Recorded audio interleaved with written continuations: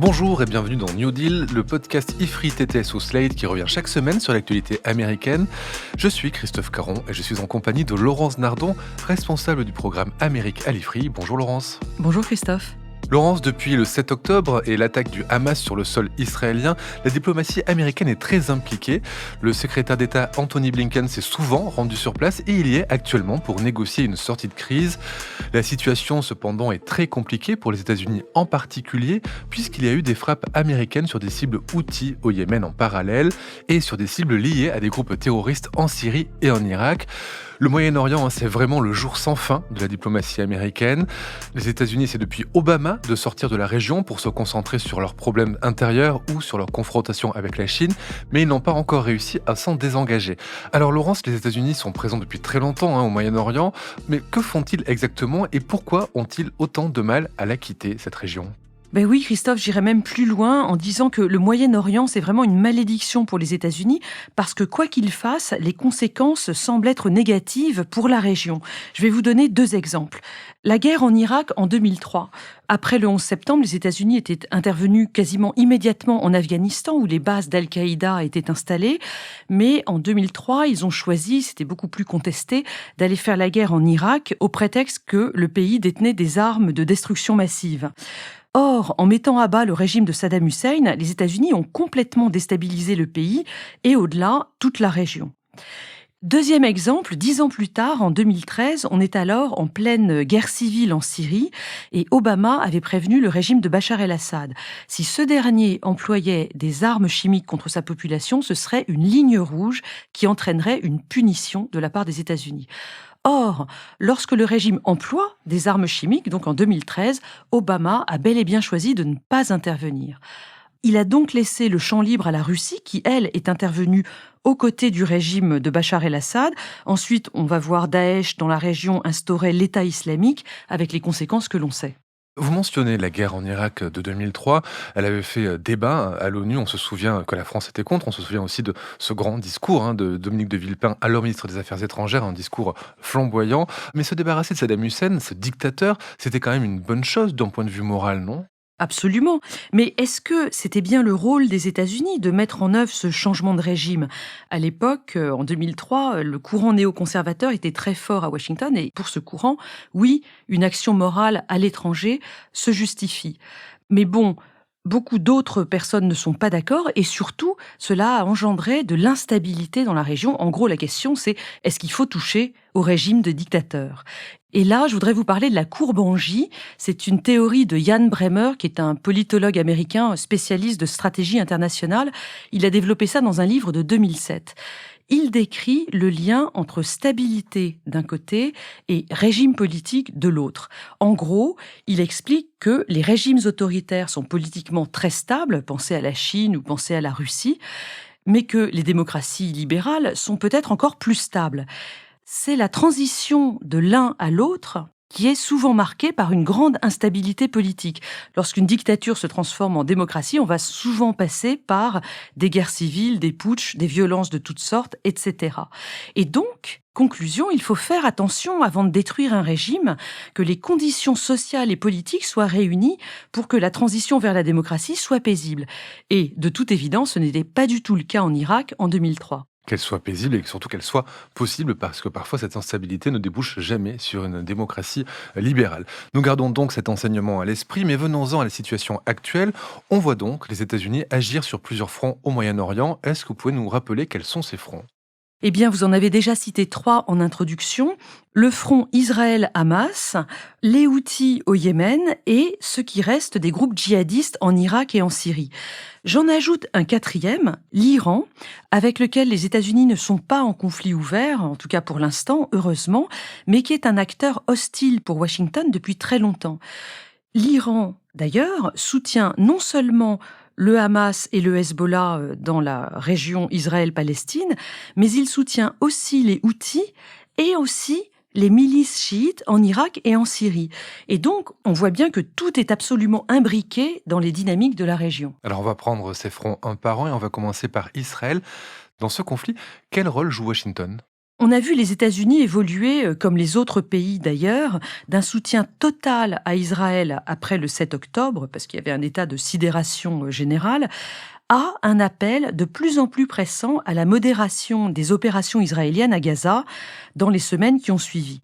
Vous le disiez tout à l'heure, Christophe, la diplomatie américaine est très active. Anthony Blinken était en Arabie Saoudite lundi 5 février pour rencontrer le prince Ben Salman. Il s'est rendu ensuite en Égypte, au Qatar, en Israël et dans la bande de Gaza. C'est son 5e déplacement depuis le 7 octobre. Et de quoi discute-t-il avec tous ces pays? Eh bien, il y a 3 sujets de négociation. Le premier, c'est la libération de 100 otages israéliens par le Hamas, échangés contre un cessez-le-feu temporaire, on parle de 6 semaines, et la libération éventuellement de prisonniers palestiniens détenus en Israël. Bon, ça, c'est standard. Le deuxième sujet de négociation, c'est tout ce qui tourne autour de la prochaine gouvernance de Gaza. On évoque un retour de l'autorité palestinienne. Il faudrait qu'elle soit plus compétente, moins corrompue et peut-être relégitimée par des élections.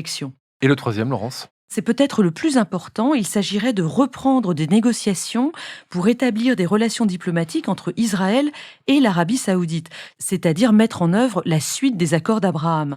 Oui, ces accords d'Abraham qui sont établis entre Israël d'une part et d'autre part le Bahreïn, les Émirats arabes unis, le Soudan et le Maroc en 2020 et qui ont connu un coup d'arrêt après l'attaque du Hamas le 7 octobre. Oui, tout à fait. Et donc l'idée, c'est de reprendre ces accords, de les compléter maintenant avec l'établissement des relations avec l'Arabie saoudite. Ce serait une reconnaissance régionale absolument capitale pour Israël.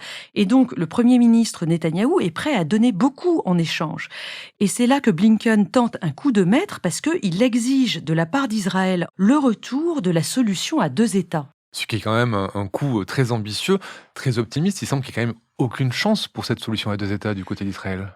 Oui, je vous accorde que c'est vraiment très mal parti, mais quand même, on voit bien aujourd'hui que la crise actuelle est sans aucune issue politique. C'est-à-dire que les uns et les autres sont très extrémistes et veulent la disparition de l'autre partie. Ce désespoir, il pourrait précisément permettre de remettre en route un vrai processus de paix. Bon, c'est sûr, à nouveau, qu'il faudra une forte implication diplomatique des États-Unis si on veut arriver à quoi que ce soit. Et qu'il faudra surtout une défaite de Trump car on n'est pas sûr qu'il puisse poursuivre l'œuvre commencée par Anthony Blinken. Parlons maintenant du front des Houthis et partons au Yémen. Oui, alors rapidement, les Houthis sont une tribu chiite au Yémen. Ils sont en rébellion contre leur gouvernement depuis au moins les années 2000.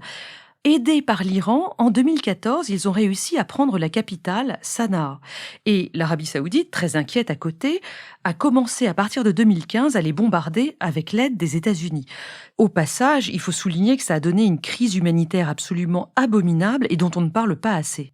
Oui, cette guerre au Yémen en 7 ans a fait près de 400 000 victimes, directes ou indirectes.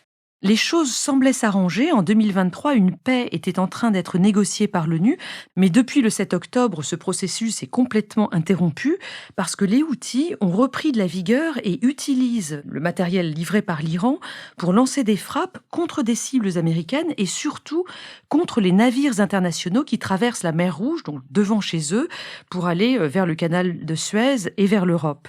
Ce détroit, il voit quand même passer 15% du commerce maritime mondial.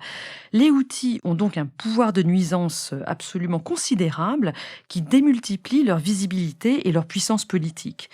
Il y a donc eu des frappes américaines et britanniques ces dernières semaines, notamment 35 cibles frappées samedi 3 février. La France a choisi de s'abstenir parce que, comme l'a dit le président Macron, elle ne veut pas de risque d'escalade dans la région. Et la Chine, elle, a haussé le ton contre les Houthis car ce passage, ce détroit, est stratégique pour son économie. Enfin, le troisième front, en Irak et en Syrie. Je pensais que les États-Unis n'étaient plus sur place depuis un moment. Il ne faut pas confondre. En Afghanistan, oui, les troupes américaines sont parties, on le sait, à l'été 2021 et depuis, le pays est en chute libre avec les talibans. Mais les États-Unis comptent encore 2500 soldats en Irak et 900 en Syrie. Ils ont pour mission de surveiller les derniers groupes djihadistes qui restent actifs après la chute de l'État islamique. L'État islamique, je vous le rappelle, c'est ce qu'on appelait Daesh en France. C'est ce califat totalitaire qui a dominé la région entre 2014 et 2019. Or, depuis le 7 octobre, les bases américaines ont été frappées à de multiples reprises, non pas par l'État islamique, mais par diverses milices chiites soutenues par l'Iran, y compris des groupes qui font partie de l'armée régulière irakienne. Cette armée avait pourtant été financée par les États-Unis. Donc c'est quand même très compliqué. Et c'est le moment de vous citer l'un de mes aphorismes préférés. C'est une phrase d'Henri Laurence, un spécialiste de la politique arabe. Il avait dit dans les années 80 à propos du Liban, « Si vous avez compris quelque chose, c'est qu'on vous l'a mal expliqué ». Bref, le 28 janvier dernier, 3 soldats américains ont été tués lors du bombardement par drone de leur base, qui se trouvait d'ailleurs en l'occurrence en Jordanie. Biden a promis une riposte, elle ne s'est pas fait attendre. 85 cibles ont été frappées vendredi 2 février en Irak et en Syrie. Les États-Unis ont choisi de ne pas frapper l'Iran directement parce que ce serait une escalade beaucoup trop dangereuse. Et pour conclure sur tous ces fronts et toutes ces frappes et toutes ces situations, il faut quand même garder à l'esprit qu'il y a un risque de dérapage qui est quand même très fort et qu'une guerre directe entre les États-Unis et l'Iran, puissance quasi-nucléaire, serait vraiment un développement très très dangereux et pas complètement impossible à l'heure actuelle. Et pendant ce temps, la Chine, elle s'implique de plus en plus dans la région. En témoigne cet accord conclu sous son égide par l'Iran et l'Arabie Saoudite en mars de l'année 2023. Merci Laurence, à la semaine prochaine. Merci Christophe, à la semaine prochaine. Retrouvez New Deal chaque semaine sur Slate Audio et toutes les plateformes de podcast.